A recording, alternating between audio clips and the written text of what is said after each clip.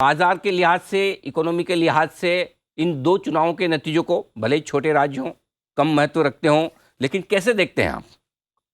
देखिए दो चीजें हैं इस चुनाव में ऐसी नजर आई बड़ी साफ कि इस चुनाव से एक चीज बड़ी क्लियर हो गई है कि गवर्नमेंट पे अब प्रेशर बहुत कम होगा कुछ नई स्कीम डालने का, पॉपुलर स्कीम डालने का।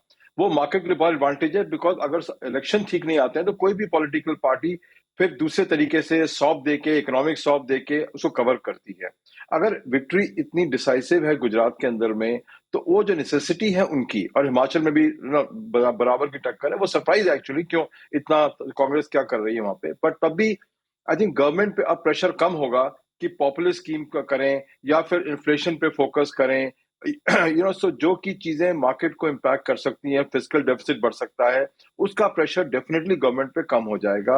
और दूसरी बात आई थिंक सबके लिए देखने वाली बात यह है कि मेहनत के अलावा कोई चारा नहीं है। चाहे कंपनी ले लीजिए, आप अपना स्टूडेंट ले लीजिए, आप इलेक्शन ले लीजिए, जितनी मेहनत इस इलेक्शन में आपने देखा होगा प्रधानमंत्री जी ने करी है। गुजरात में इनकी जीत निश्चित थी, लेकिन फिर भी नहीं, उन्होंने रुके और लगातार काम करते रहे। ये हम सबके लिए एक मिसाल है कि भैया जो भी काम करें उसको फिर जी लगा के करें, क्योंकि उसके लिए कोई और तरीका नहीं है।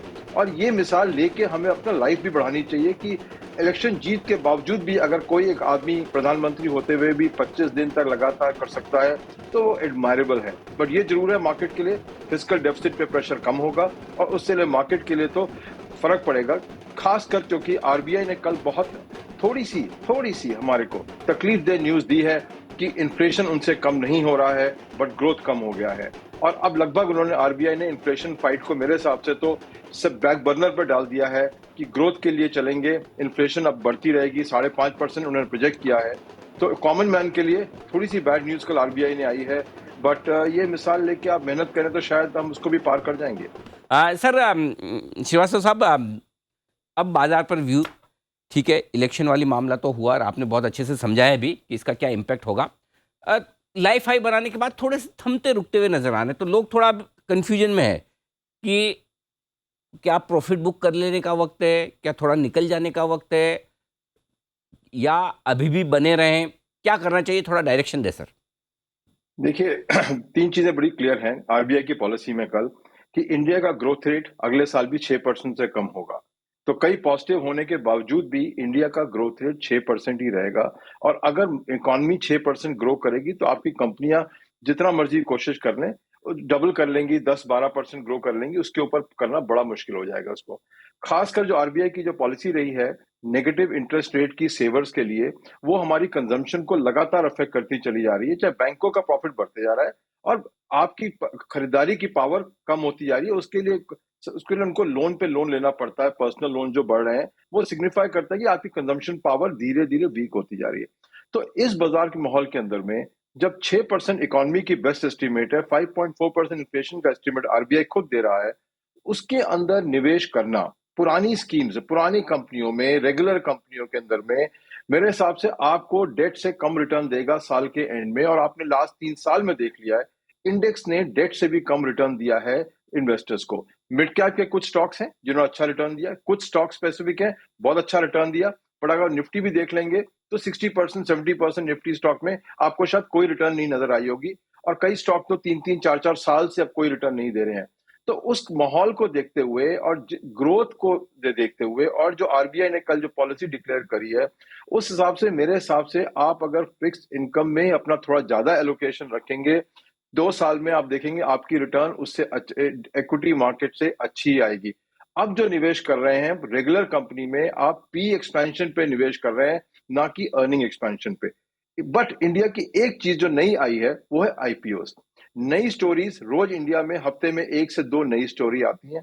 आई थिंक उसको फोकस करेंगे, वहां पे डिस्कवरी आ रही है थोड़ी सी, उस पे रिटर्न आपको ज्यादा मिलेगी, बिकॉज ऐसी स्टोरीज रेगुलर मार्केट में है नहीं। नए नए तरीके की कंपनियां बाजार में आई हैं, उस पे निवेश आप फोकस करेंगे तो शायद आपको रिटर्न अच्छी आएगी। ट्रेडिशनल सेक्टर से अब 16-18% रिटर्न एक साल में निकलना थोड़ा मुश्किल है इस समय मेरे हिसाब से। तो फिक्स इनकम, नई स्टोरीज, रिस्ट्रक्चरिंग स्टोरीज फोकस करिए। ट्रेडिशनल इंडस्ट्री से बहुत मुश्किल है, जितना मर्जी कर लें, इकोनॉमिक पॉलिसी चेंज कर लें। अब आरबीआई का 6% ऊपर ग्रोथ का आ गया है, उस माहौल में इन्वेस्टमेंट बड़े आराम से करिए। ओके, तो आराम से रुक कर इन्वेस्टमेंट करें। 1 साल के व्यू से थोड़ा बहुत ज़्यादा तेज़ी नहीं बनेगी, पैसा बनेगा नहीं, लेकिन जहाँ भी रुक रुक कर भी इन्वेस्टमेंट करना है। श्रीवास्तव साहब बताएं, कहाँ आपको कंफर्ट लगता है, क्या आपको पॉजिटिव दिखता है? देखिए, सबसे बड़ा पॉजिटिव इंडिया की रही है कंजम्पशन स्टोरी पे। बिकॉज़ उसके अंदर में जो कंपनियाँ हैं, वो बहुत कम कंपनियाँ हैं हमारे यहाँ पे, क्योंकि उसमें ब्रांड बड़ा इंपॉर्टेंट होता है। और उस हिसाब से इंडिया की जो रिटेल कंपनीज़ हैं, छोटी-छोटी कंपनीज़ ब्रांड ले लीजिए, चाहे आप शू कंपनी ले लीजिए, चाहे आप गारमेंट कंपनी ले लीजिए, उन्होंने काफ़ी अच्छा काम किया है, थोड़ा-सा प्रॉफिट भी कमा रहे हैं और खासकर वो सब कंपनियाँ अब धीरे-धीरे बिक रही हैं। तो नॉट ओनली प्रॉफिट भी आपका उस पे मिलेगा, आपको उनको जो बड़ी-बड़ी कंपनियाँ आदित्य बिरला ले लीजिए या वो फ्लिपकार्ट ले लीजिए या बड़ी रेमंड ले लीजिए या रिलायंस ले लीजिए, ये सब अब धीरे-धीरे ब्रांड खरीद रही हैं।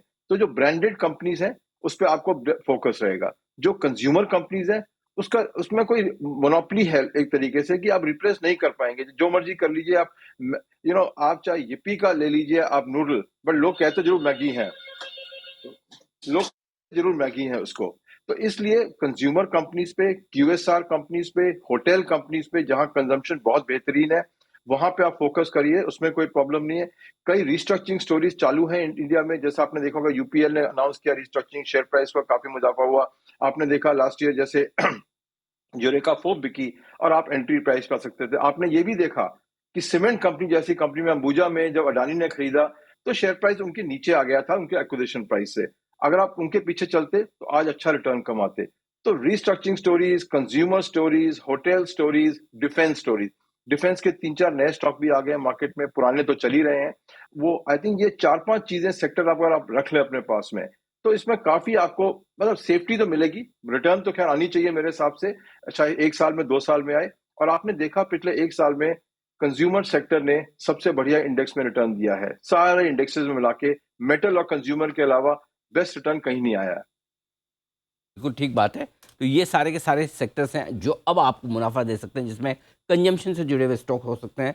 क्यूएसआर यानी कि जो quick service restaurant, Jubilant food type हो गए, देवयानी टाइप हो गए, ये सारे सफायर फूड, ये सारे जो खाने पीने वाले होटल्स वाले स्टॉक, ये अभी भी पसंद है। और थोड़ी न्यू एज कंपनियां जो अच्छी पिट पिटाकर सही लेवल पर आ चुकी है, अजय श्रीवास्तव साहब को पसंद है वो। सर बहुत बहुत धन्यवाद।